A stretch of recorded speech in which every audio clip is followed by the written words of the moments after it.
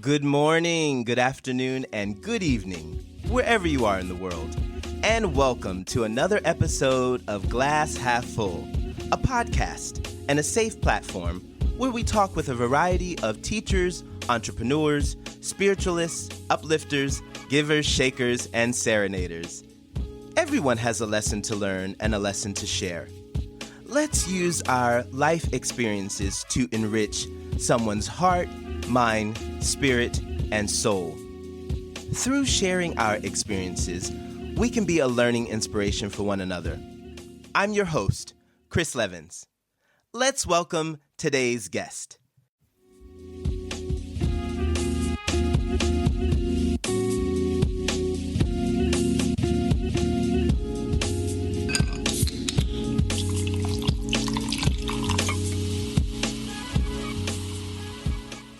Good morning, good afternoon, and good evening, wherever you are in the world.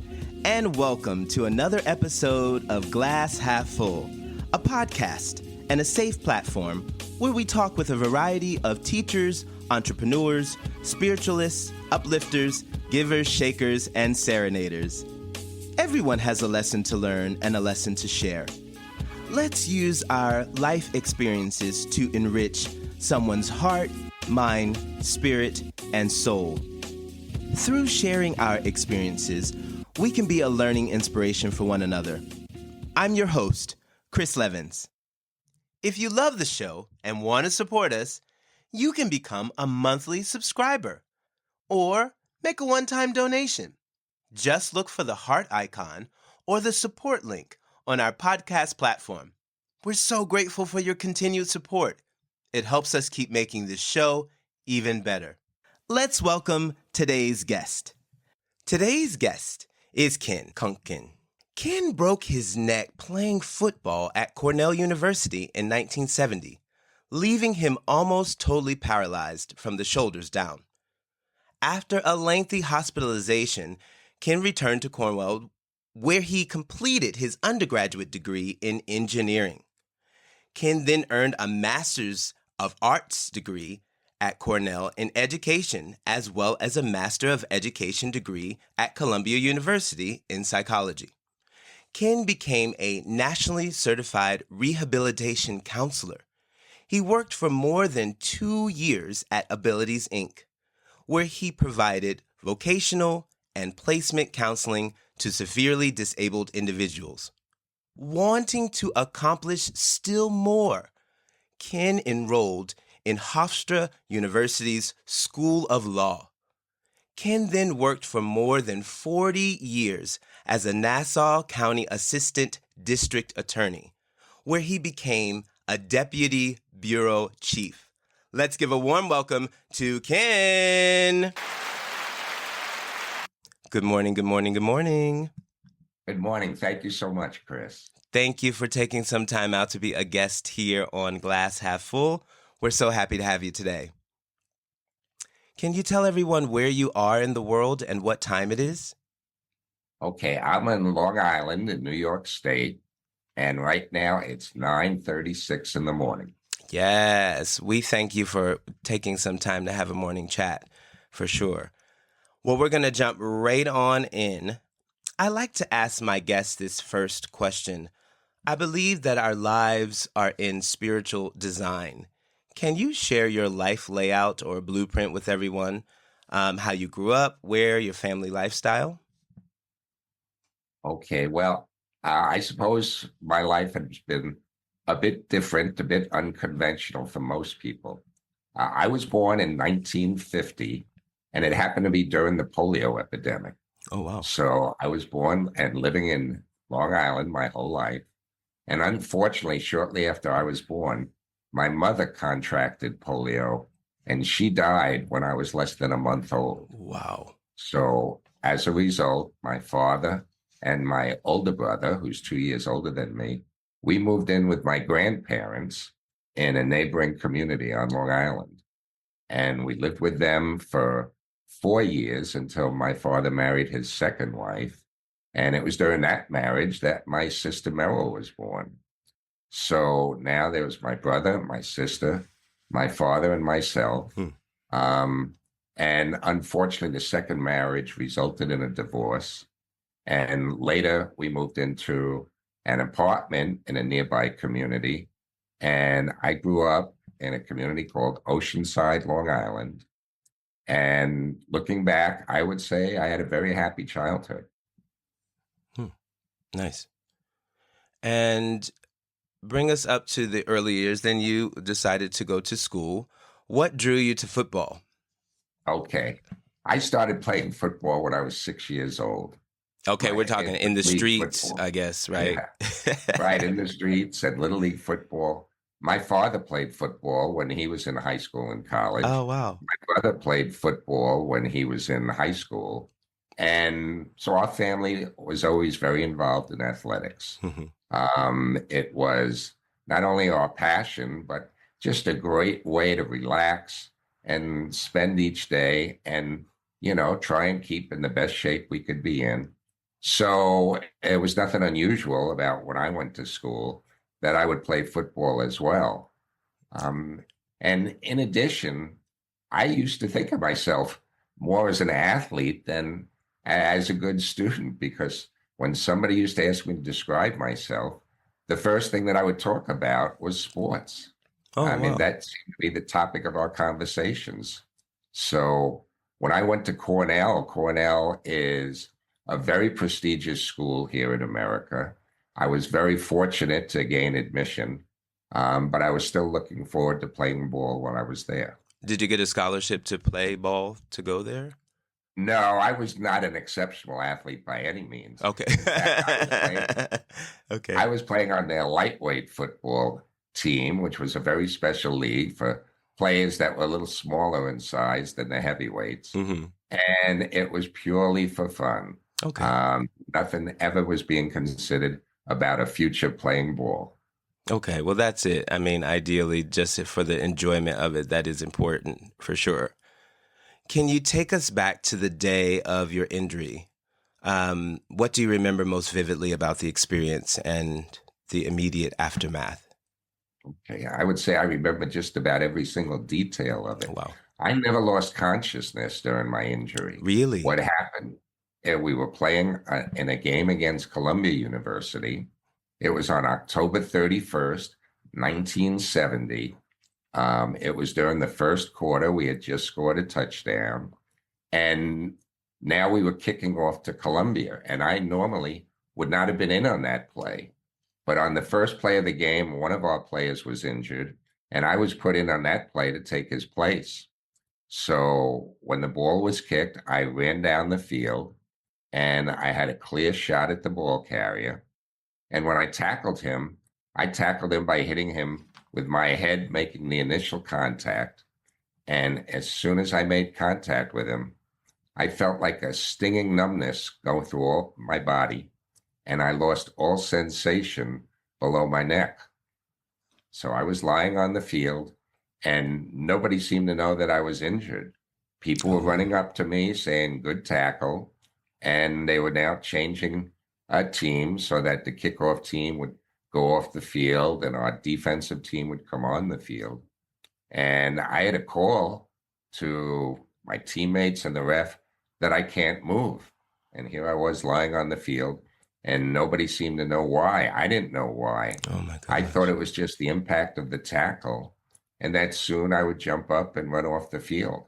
I had never really heard of a spinal cord injury before, but that's what happened. Not only did I break my neck, but I severely damaged my spinal cord. And that was the reason for the paralysis. And that was an instant ordeal that happened, I'm guessing. Mm-hmm. Wow. As soon as I tackled the ball carrier. Oh my gosh. Now, I'm not a person of sports. Is this a type of injury that's common? Is this something that, people were so shocked that this could ever happen? Because I've never even I've heard of the concussion, of course, but. Right. It was pretty unusual back then. Most people hadn't heard about it. I certainly didn't know about it. So, even many months later, when I was in the hospital and heard that I had broken my neck, I still didn't associate that with a spinal cord injury. But it's the damage to the spinal cord that's what results in the paralysis. Wow. So just to tell you a little bit more about what happened, Yes, please. while I was on the field and, they called for an ambulance, they put a stretcher under me. And when they lifted me up to carry me off the field, it felt like they were just carrying my head off the field Mm. and leaving my body behind because all I could feel now was from my neck up. So it was about the strangest sensation I could ever describe. I felt as if I'd been decapitated Mm. and they were just carrying my head off the field. Wow. And now are you telling them I don't feel anything, or are you kind of like out of it? I was not out of it at the time. I was still trying to process what was going on. I still felt this stinging numbness. I still thought it was going to wear off within seconds and that I would get up and run around again. So I really wasn't sure exactly what happened or was happening. It just didn't feel right. At the time, I was not in a great deal of pain. They did not give me any painkillers at the time. And they just, laid me on the sidelines waiting for the ambulance to come. Wow. Hmm. So you're in the ambulance, they take you to the hospital. What's happening? In the hospital, they cut off my uniform, took x-rays, Wow. and they saw at that time that the injury was very serious. In fact, so serious, the hospital felt they were not equipped to handle that Oh, injury. wow. So they put me back in an ambulance and drove me an hour away to another hospital. Now, by this time, I was in a lot of pain, and they still didn't give me any painkillers because they felt I should be totally conscious and cognizant when I met the new doctor at the new hospital. Mm. Wow. Okay, so you get to the new hospital. All right. And in the new hospital, they put me in traction. They actually screwed a device into my head called Crutchfield tongues, and they had hung 20 pounds of weights from the back of it to kind of stretch my neck and try and realign the bones. And I was lying flat on a bed called the striker frame, where they would need to flip me over from my stomach to my back every 2 hours. Wow. To try and prevent bed sores and to try and prevent congestion from developing in my lungs. So I laid on that bed for 4 weeks, being turned every 2 hours, Oh my God. with weights swinging around with me as nurses and technicians flipped me from my stomach to my back. Uh, Wow. Oh yeah, my and it was gosh. actually 9 days later that I wasn't in traction for 4 weeks. I was in traction for 9 days, but 9 days after my injury, they did surgery on my neck where they took part of a bone from my leg and fused it with the bones in my neck to stabilize my neck. So it was during that operation that they removed the traction, put me on a different bed, which was called a circle electric bed, where I was still being turned every 2 hours.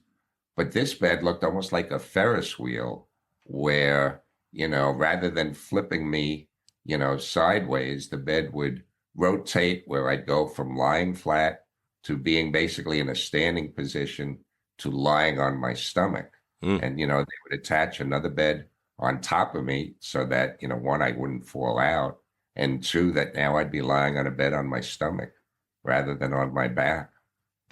And it Wow. was during the surgery that the doctor came out afterwards and told my family that, my injury was very severe, that he didn't think I would survive through the week. He told my family, Oh, he said, wow.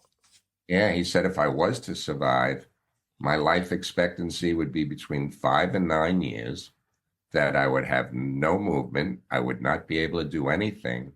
And I'd probably end up living that amount of time in a nursing home. And the doctor actually said to my family, if he were my son, I would just let him go. Oh, wow.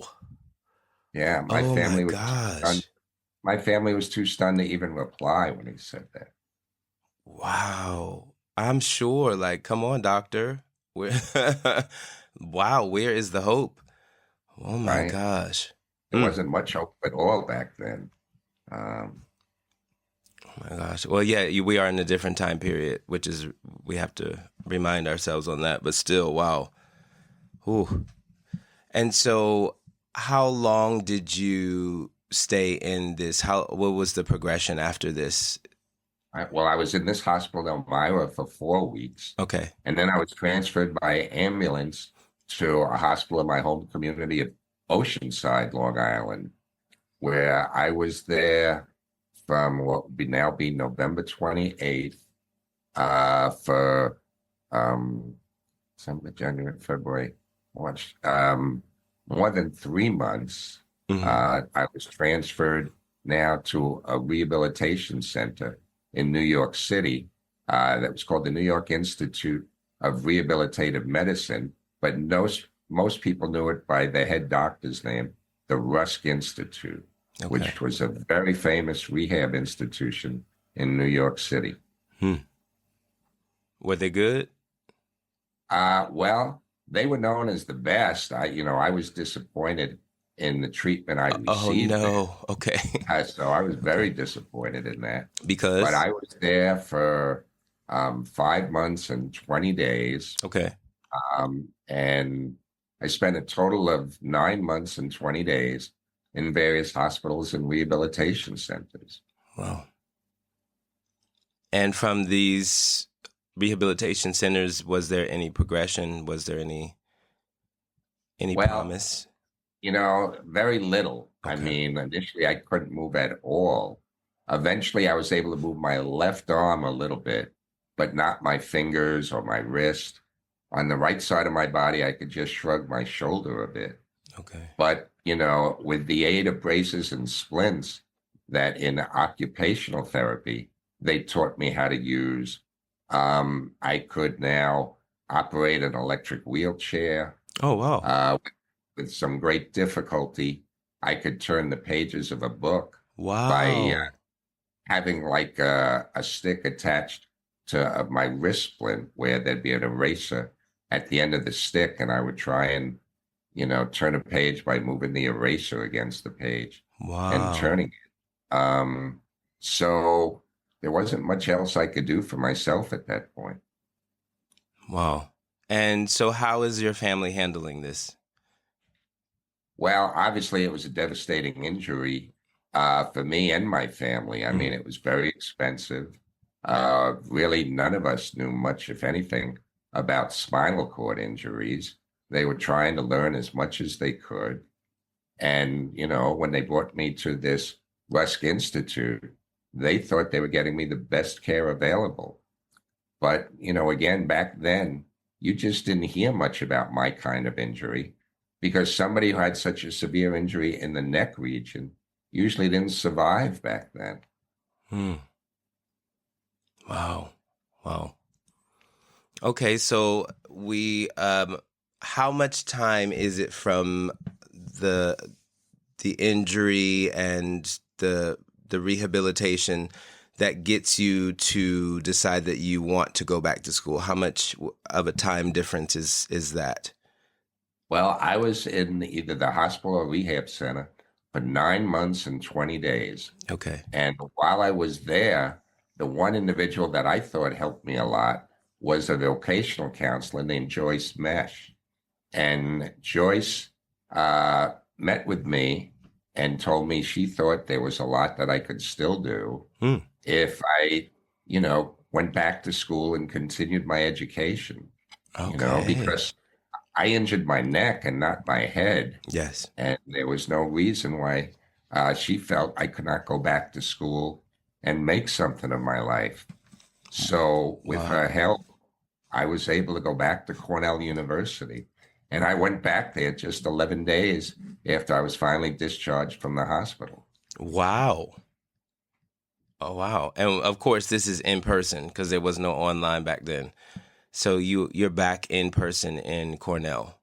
Right now, um, this was 20 years before the Americans with Disabilities Act, which made more facilities wheelchair accessible. Okay. Before that, it was really difficult for somebody in a wheelchair to get around. And Cornell was particularly inaccessible. Okay. I mean, Cornell's located in upstate Ithaca, New York. It's on a very hilly terrain. Virtually every one of its buildings has steps in front of it. Mm. And there was not one ramp or curb cut on the entire campus. Oh my So, gosh. I never really understood much about my condition. Nobody seemed to know much about it. And, I hired a personal care attendant who I had met just once before. Hmm. And Cornell was about 250 miles away from my home and family. But I went back there and I resumed my studies in industrial engineering. Wow, that's amazing.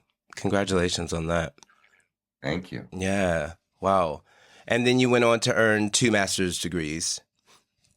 Right. Well, it was probably crazy that I went back and continued in engineering. At that time, this was well before they had laptop computers.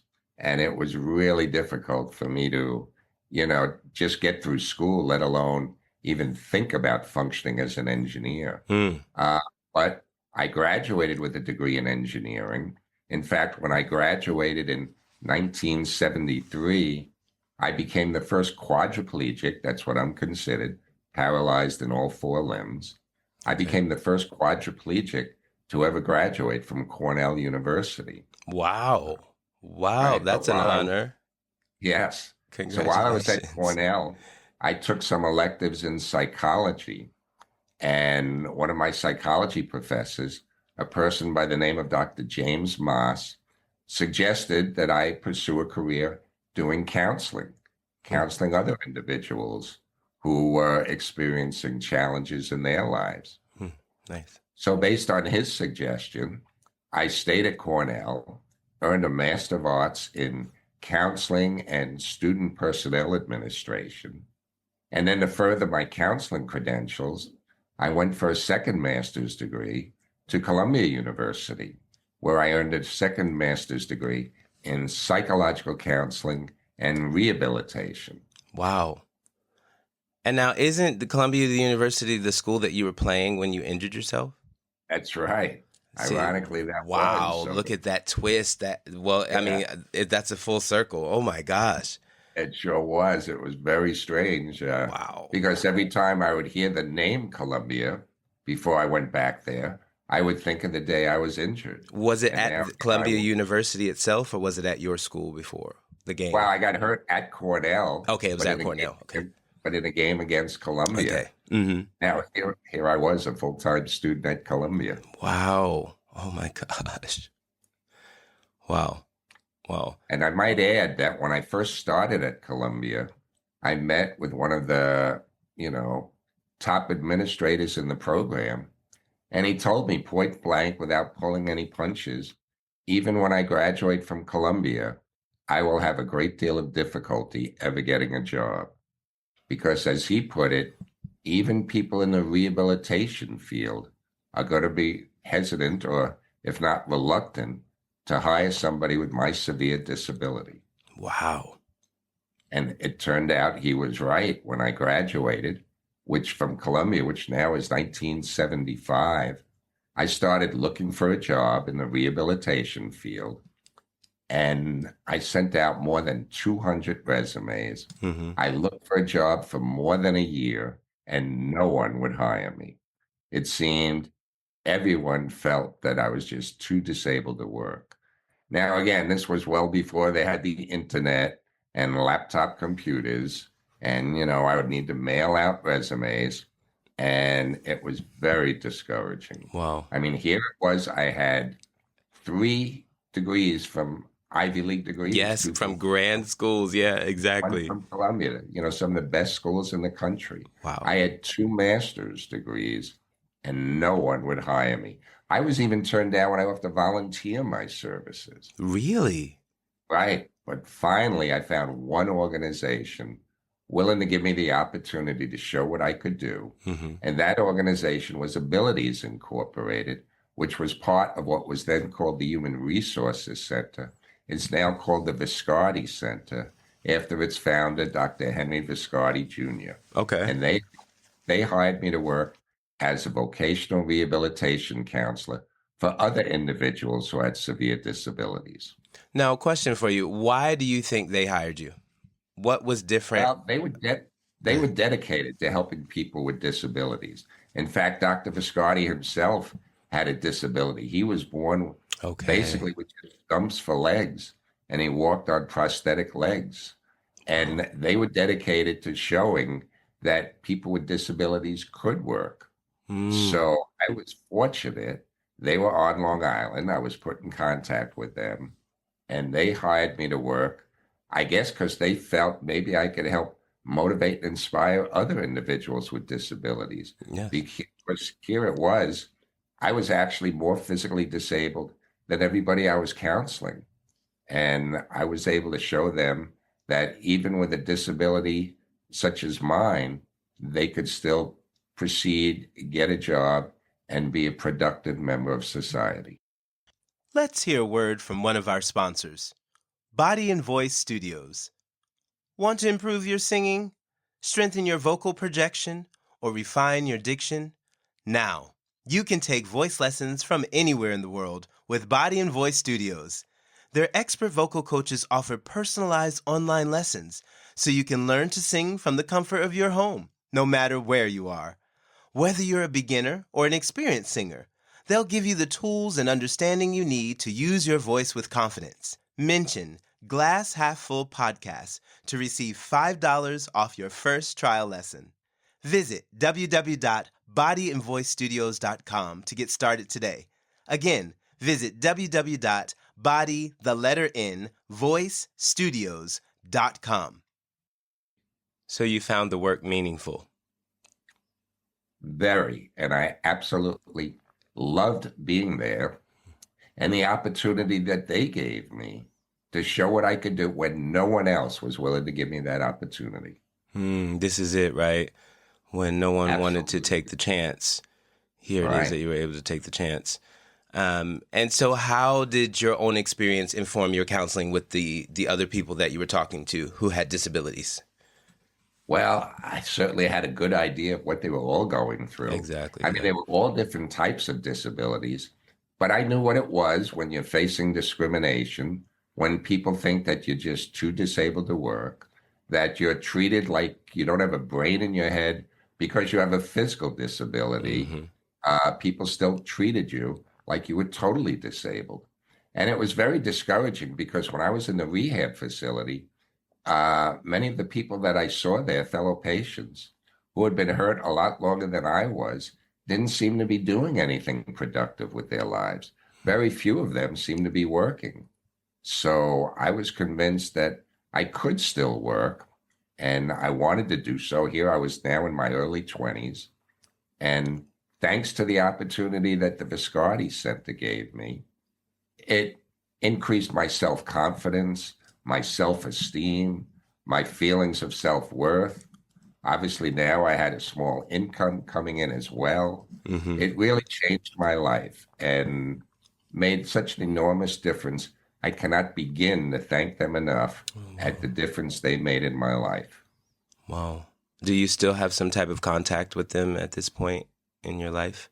Oh, I sure do. I'm so honored to say that 30 years after I left the facility, Hmm. the president of Abilities Incorporated called me on the phone and asked me to be a member of their board of directors. Oh, nice. Yeah, which I very proudly accepted. And now I'm serving first on the Abilities Inc. board of directors starting in 2009. Mm-hmm. And in 2017, I started serving on the parent company of Abilities, the Viscardi Center's board of directors. And Wow. I'm thrilled and proud to still participate in their activities and try and help as many people with disabilities as I can. I love that. You just pay it forward, just putting it back out. Wow, that is so awesome that you're on the board. It sure is. Wow. And I'm so proud to add, Chris, that my family became so involved in everything with respect to my care that my cousin Roy Danis is now the chairman of the board of Oh, directors at the wow. Viscardi Center. Wow. Now that is pretty impressive. That is pretty impressive, definitely. Oh, I love it. So great. So great, Ken. So great. I want to Thank jump a you. little bit and I want to talk about the 40 years that you have served at the Nassau County ADA. Um, Okay. what brought you there first before we get into the deep questioning? Like, was it something that you wanted? Is it something that you always felt like, oh, I want to do this? Or how did you get here? That's an interesting question. And uh, there were basically two reasons that convinced me law would be the right field for me. Okay. One, my older brother, Stephen, who's 2 years older than me, was working as a lawyer at the time. He was working as a public defender in Nassau County. Hmm. And I used to go when I had the opportunity and watch him in court. And I Okay. used to think this looked fascinating. And since I would see him in court where he's using, his voice and his ability to talk in front of people, I thought maybe that's something I could still do. Hmm.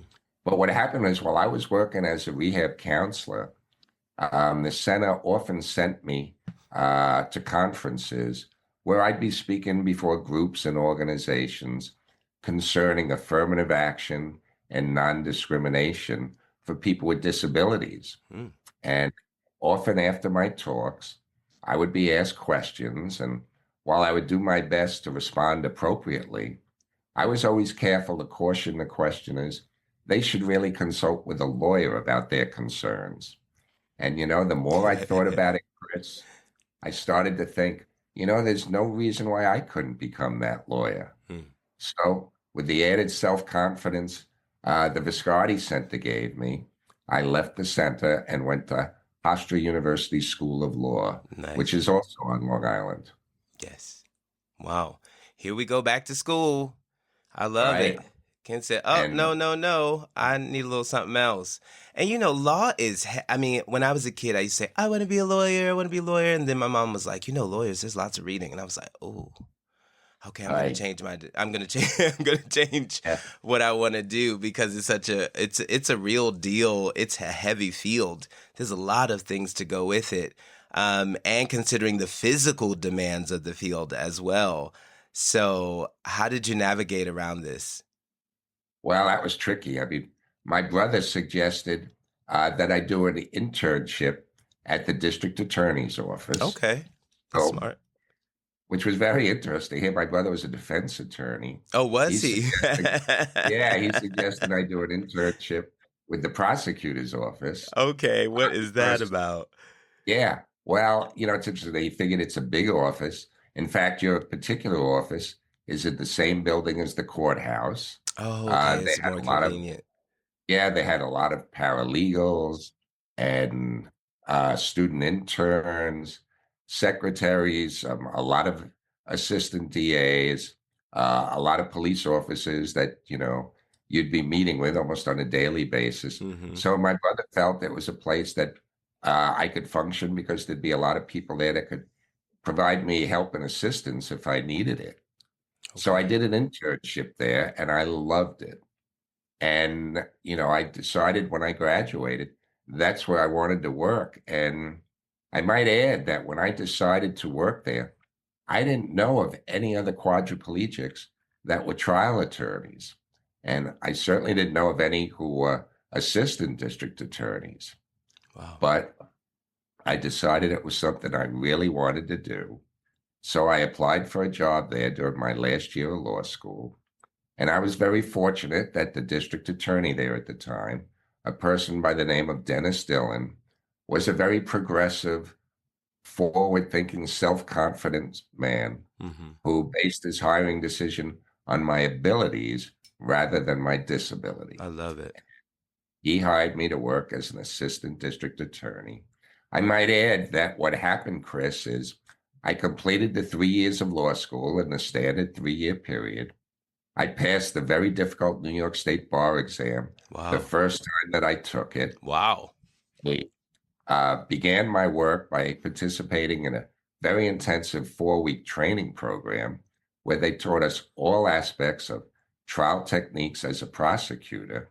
And I was so proud to go to court my first day, only to find I couldn't fit through the swinging doors in the courtroom. Stop The it, doors were Ken. too narrow.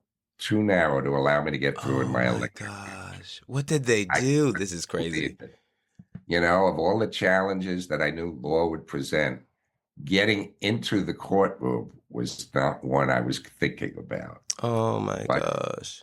eventually they widened the doorways in all the courtrooms so that I could enter and work as an assistant district attorney. Wow, look at you making them, the changes are being made. Yeah, now Wow. this was again well before the Americans with Disabilities Act took effect, where now it's mandatory that they need to be made accessible. Hmm. Wow. Somebody's had to pave the way for us. Somebody's had to pave that way. Wow. Wow. What a Thank you. story. What a story. And so 40 years? Right. That's a I long w- time. it sure was, but I enjoyed the work. Yeah. You know, I enjoyed the work. It was certainly very challenging.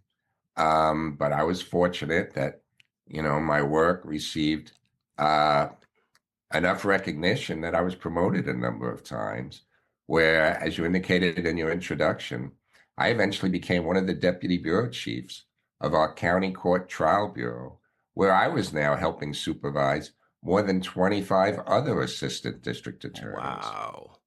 And I really enjoyed the work, which now involved basically like teaching aspect as well, to helping the newer ADAs Now, by this function. time, was there anybody else who was similar to your situation as far as dealing with any physical things by this point in No, your career? no, certainly not on Long Island.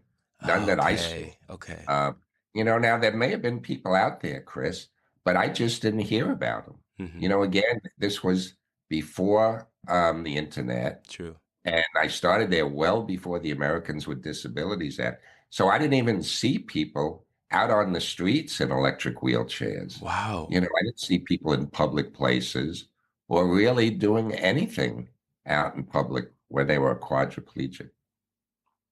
Wow. Hmm. And so, you've deputy bureau chief, um, and within this department, what is it exactly that your job duties are? Well, you know, before I was a deputy, I was a trial attorney where I Okay. had my own caseload and I presented cases to the grand jury. I did pretrial hearings. I did 76 trials, 65 of which were felonies. Wow. So I was doing a lot of litigation.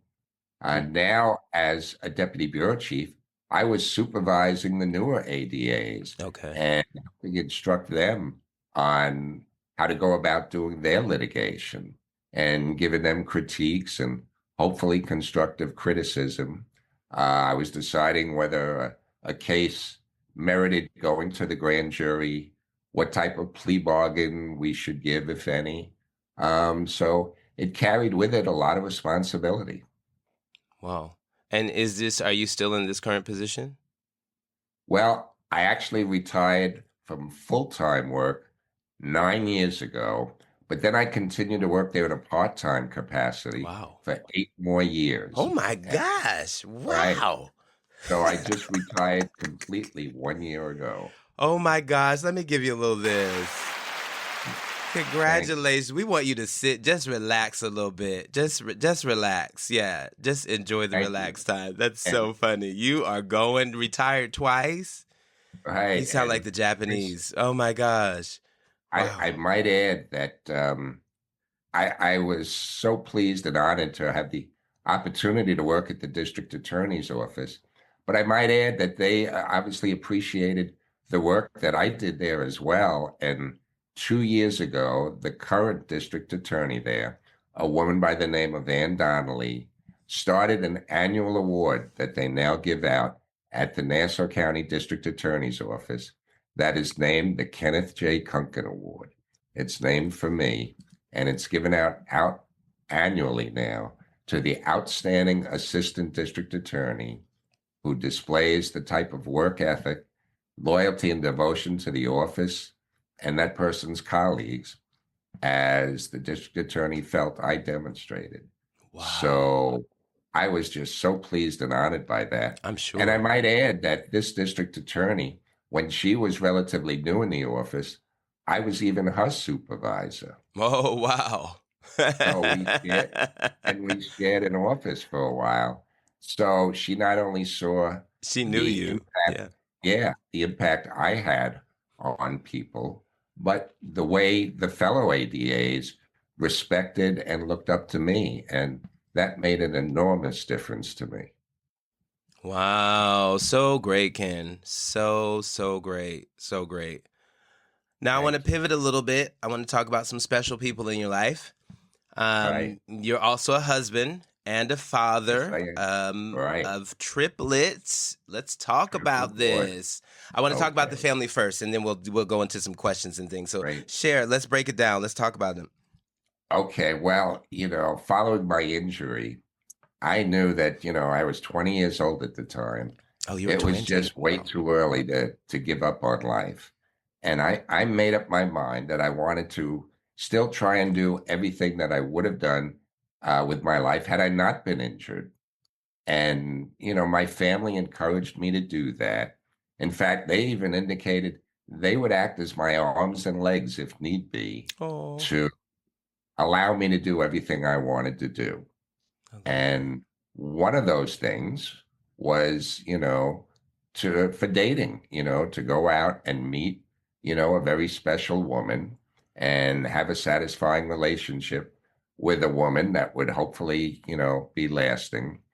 So how But did you date? Like how? Yes, well, it was very difficult, we want to know about this definitely. How Right. did this Well, as you work? might imagine, dating when you're a quadriplegic and trying to impress a woman Oh my when you're gosh. almost totally paralyzed poses its own unique set of challenges. Yes, yes.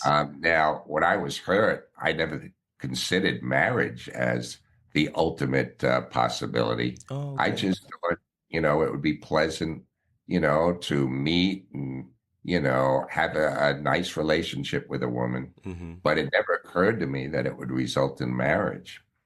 And I was actually um, almost 50 when I met the perfect woman for me. Her name Oh, is Anna, and she's actually sitting just off to my right now. hi, And Anna. talking. Yeah. And, when I started dating Anna, things just fit and worked out. Okay, now And where did you meet her? How did this work? Because there were no well, dating that's apps. Or maybe interesting. so. You said 50. Maybe they were dating. You Yeah. weren't. Okay. Well, what happened was I was actually looking for a personal care attendant to help me on weekends. Okay. And I put an ad in the paper, and Wow, in the honestly, paper. Did you all hear that? In the paper. right. And I that's how I love used to it. get my attendance. And somebody had suggested that you get a more positive response if you put an ad in the Polish Daily News, which is Wow. published here in America. But a lot of people use that paper to look for jobs. And Anna, who's Polish, happened to be visiting at the time. Oh, wow. She came to the States to improve her English speaking skills. Hmm. She saw the ad and responded. And despite her never having done this type of work before, she thought it'd be good because she thought by working with me, it would improve her English speaking. She'd Mm, get to, that's smart. talking the English language with somebody on a daily basis. And we got to know each other as she was working for me. And, it wasn't long before our relationship turned into a really good friendship Hmm. and then a romantic relationship. Wow. And it was eventually, I might add, that it was Anna who actually proposed to me. All right. I love it. Me Yeah. too. That's So awesome. I was so Because I was Ken, so now here's the fortunate. real truth. Would you have proposed to her? It, Probably not. see, You this is know, it. This is where I felt like, and she probably felt that too, to let you know, like, So now I'm gonna I ask you. I love it. I had even told Anna at the beginning of our relationship that I would never even consider marriage because at the Wow. time I didn't think it would be fair to the woman, Oh. to marry somebody who was so physically limited as I was. And I had an aunt named Betty who encouraged me not to feel that way. Everybody's She got an Aunt still Betty. I had a love lot it. to offer. Right. Eddie encouraged me to, not rule out marriage. And, the more I got to know Anna, the more she got to know me, it just seemed like we were right for each other. Wow. But I don't know if I would have been bold enough Hmm. to pop the question. And I was fortunate Anna did. I love that. I love that. How long have you all been together now? Well, we're married now more than 21 years. Oh my gosh. Wow. So it, I guess she never went back, huh? That was it. no, no, that was it. And, Anna's a U.S. citizen, I love a it. I U.S. love citizen. it. And, when we first talked about getting married, Anna told me that she wanted to have my baby. Wow. Now, I thought she was crazy. I mean, at the time, I was paralyzed for more than 30 years. And I was now in my 50s. Mm. But Anna said she wanted to have my baby, and not just a baby, my baby. So we decided to research various options Mhm. and were very excited to learn that it still may be possible for me to father a child through in vitro fertilization. Wow. So Okay. we decided after our marriage to pursue it. And on January 24th, 2005, Chris, I was present in the delivery room. Picture this. I was present in the delivery room when Anna gave birth to triplets. Wow. Now, did you guys know that she was going to have triplets, or it was a You surprise? know, when we learned Anna was pregnant and we went through the first sonogram, I was there as well. And I saw in the sonogram, you know, the doctor described them as sacs, Hmm. 3 sacs, meaning 3 embryos. So, yeah, we learned early on in the pregnancy Wow. that it was going to be triplets. How exciting. And here it is. You thought you were never going to be married or find love, Right. and now you got 3 kids. Absolutely. I mean, Wow. what a turn of events. And I've just been so fortunate, Chris. What a blessing. Really, really fortunate. Yes. And so, how old are the kids now?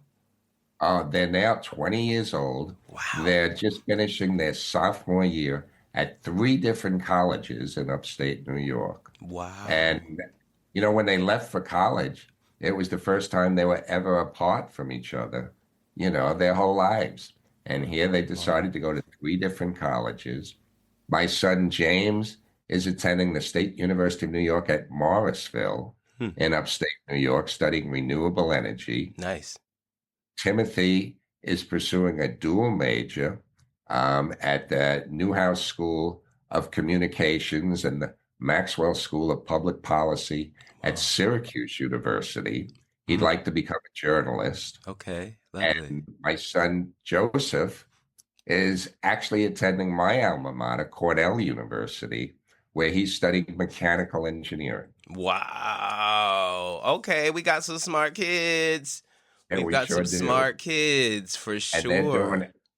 they're doing absolutely great and staying very close with each other in close contact. They text each other and FaceTime Do and they look visit alike? each other.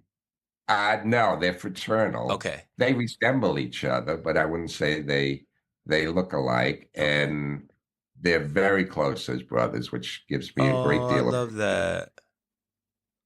Wow, that is so great. That is so great. Wow, sure is. triplets. That is a lot of work. So how did you manage? I mean, to jump back just a little bit, how did you manage with 3 kids? You and dealing with things, Anna doing what she can do. Like, how did y'all do this? My wife's a superwoman. She is just She's got to unbelievable. be. She's got to be. And she was taking care of 3 kids and me Wow. at the same time. And while initially, we had some help with first a baby nurse and then with a nanny, and family members, but it was mostly Anna doing Wow. it, most of it on her own. And she raised 3 kids while taking care of me, and just a super, super woman. That is impressive. Anna, that is impressive. Yeah, I mean, these are the awards. I mean, the women who are doing it, like, their reward is to see their family in success. But wow, it's like that hard work that is done is like, it's full on. It's a a lifetime work. It's not just an on and off ordeal when you have kids, but three of them at one time. My gosh. Right. Whew. Mhm. I want to change a little bit. I want to talk about your book, I Dream of Things That Never Were. Why did you decide to write it? And Well, what do you hope that readers will take away from it? okay. A number of things. First, Yes. while I was still in the rehab facility at the Rusk Institute, a good friend of my Aunt Lorraine's by the name of Albert Megalin visited me in the rehab center. And he thought, by getting down my thoughts on paper, it would help me deal with my depression because I was very depressed at the time. But he also felt that it would help others, that most people had no idea what a spinal cord injury was all about and what went on at a rehab facility.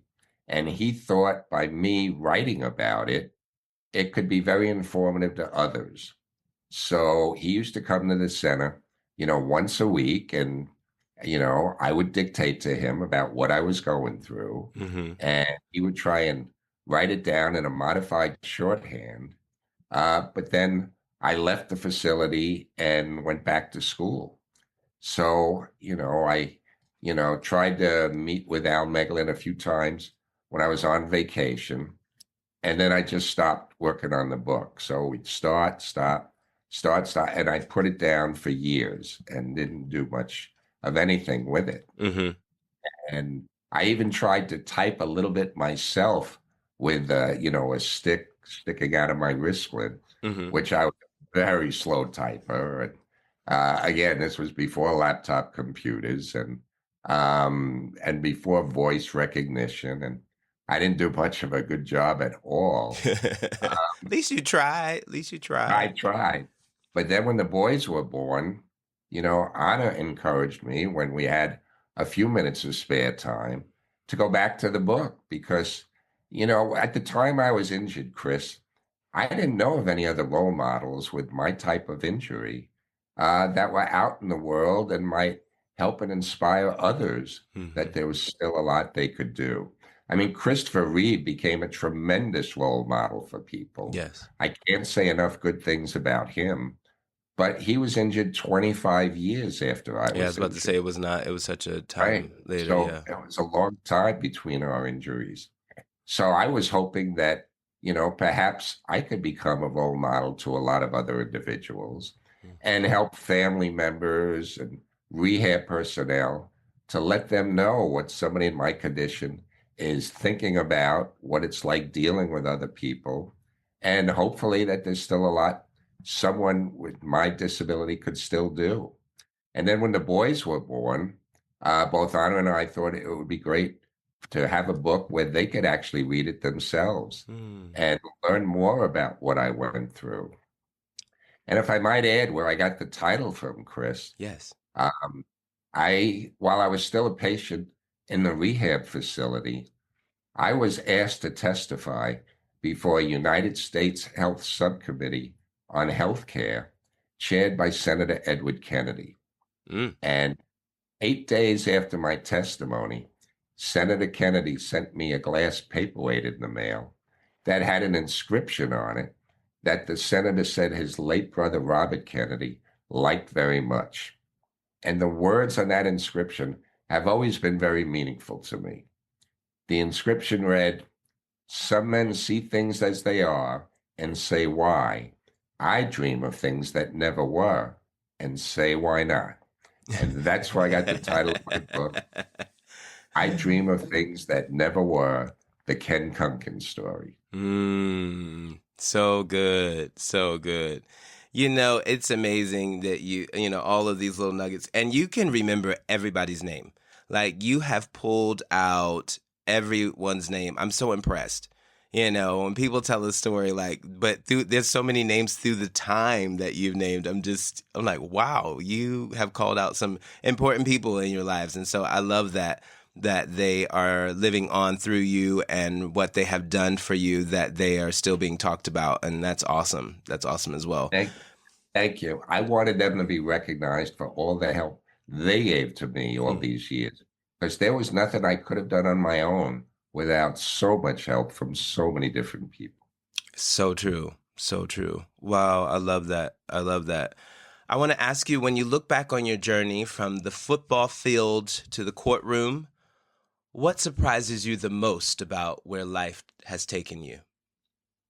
Well, obviously, at the time of my injury, I had never thought that I would ever get married, become a father of triplets, no less, that I would develop the self-confidence where I could go out and now appear before groups and organizations and do motivational, inspirational speaking.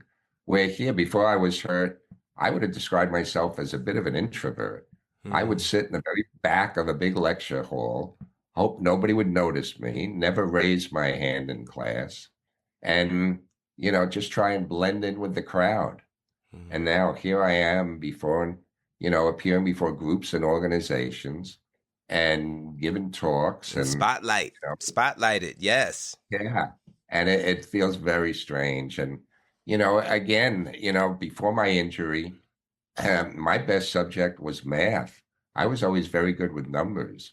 And now to pursue a career that doesn't involve numbers or math, but counseling, and then law was quite a change as well that I never thought I would be doing. Mm. Yeah, I'm sure. My gosh. I mean, you've broken so many barriers if there were any to be up. So, yeah, unbelievable. And I want to ask you, because of the barriers broken, what are some misconceptions about people living with disabilities that you'd like to challenge? Well, a number of them. For one, people with disabilities could make very good, loyal, devoted Hmm. workers. And I think a lot of employers are finding now that by employing somebody with a disability, it just makes good business sense. There's an awful lot somebody with a disability can do if we're just given the opportunity. And secondly, we can help and inspire other people to do more with their lives. And I think a lot of people have found, there's some people now that for some reason seem to have a negative impression of DEI, of diversity, equity, and inclusion. I think when people think logically about it and observe people either in the workplace or pursuing higher education, they find that DEI doesn't just help any individual person, it helps everybody that's exposed to that person, who Hmm. deals with that person, whether it be through work or in school. And it helps everybody. And I've also found that despite my injury and my disability, I still have the ability to help others. And Yes. that's a tremendous feeling to know you can still help others. And I think that helped me just as much as any other part of my rehabilitation to know that I can still make a difference in other people's lives. So good. So good. And so powerful. And so powerful. So well said. So well said. I like to ask all my guests this final question.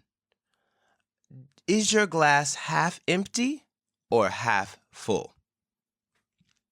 My glass is almost totally full, Chris. Oh, I am leading a very happy life. I've been so blessed to have the people in my life that I see, you know, either on a daily basis or a weekly basis. Obviously, my wife and children make me ecstatically happy every single day. But, my brother, sister, cousins, I had grandparents that were so active in my life, aunts, uncles, close friends. Everybody has been so helpful. I might add that we're just not sedentary, too, in the house either. Hmm. Later this month, my wife and I are going to be taking a trip. She's going to be driving out to Montana All with right. me to go to a nephew's wedding. For our Nice. honeymoon, we drove across country, my wife and I. So we are still very active, I love it. getting out, doing a lot of things. And we're looking forward to making this trip now with our three sons I because they'll be love out on it. their summer vacation by then. Oh, that's so great. Y'all have a great time. Lots of Thank you. pictures, lots of laughs, and Right. lots of photos for And a sure. lot of good family time. Yes, of course, of course. Well, I want to ask you, do you have any final thoughts for our listeners? Well, there are a number. One is one is just because something has not been done before doesn't mean you cannot do it now. Hmm. Right? You have to develop that self-confidence in yourself, that feeling of determination and perseverance to know you can accomplish anything you set your mind to. And once you develop that type of mindset, there's an awful lot you can still do despite whatever challenges you're faced with in life. I love it. I love it. And very well said. Very well said. Can you tell everyone how they can reach you if they want to find out more about you? Sure, they could go on my website, which is kenkunken.com. That's my name, Ken Kunken. So if they go to kenkunken.com, that will tell them more about my life, how to get in touch with me, and how to purchase my book, which is available not only in hardcover, but as an ebook, as a Kindle, as well as as an audio book.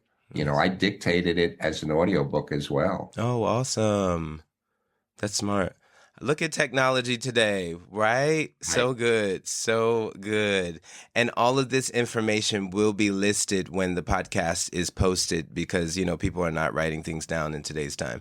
So it will be there, easy for them to find and to contact you if they want to dig on a little bit more about you for that. Ken, thank you so much for your time and your energy today. We really Chris, appreciate you. thank you so much for giving me the opportunity to share my story with your listeners. Oh, the pleasure is all mine. We really thank you for being a guest here on Glass Half Full.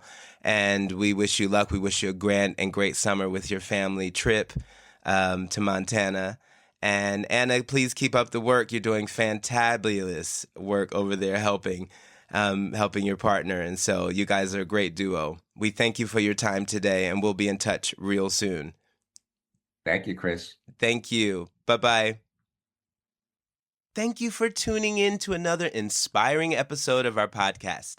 I'm your host, Chris Levins, and I want to express my gratitude to each and every one of you for being a part of our supportive community. Remember, Glass Half Full is not just a podcast. It's a safe platform for everyone to share their life experiences. Your stories and voice matter, and we appreciate you for being here with us.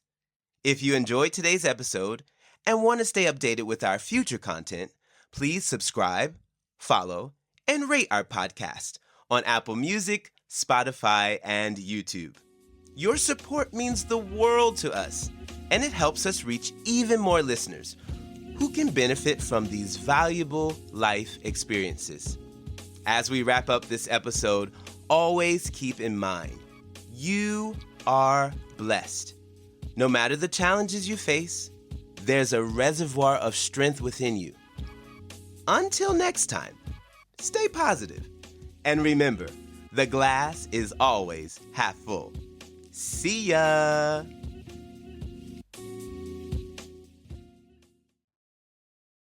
Hello, listeners of Glass Half Full. Thank you for tuning in to another inspiring episode of our podcast. I'm your host, Chris Levins, and I want to express my gratitude to each and every one of you for being a part of our supportive community. Remember, Glass Half Full is not just a podcast. It's a safe platform for everyone to share their life experiences. Your stories and voice matter, and we appreciate you for being here with us. If you enjoyed today's episode and want to stay updated with our future content, please subscribe, follow, and rate our podcast on Apple Music, Spotify, and YouTube. Your support means the world to us, and it helps us reach even more listeners who can benefit from these valuable life experiences.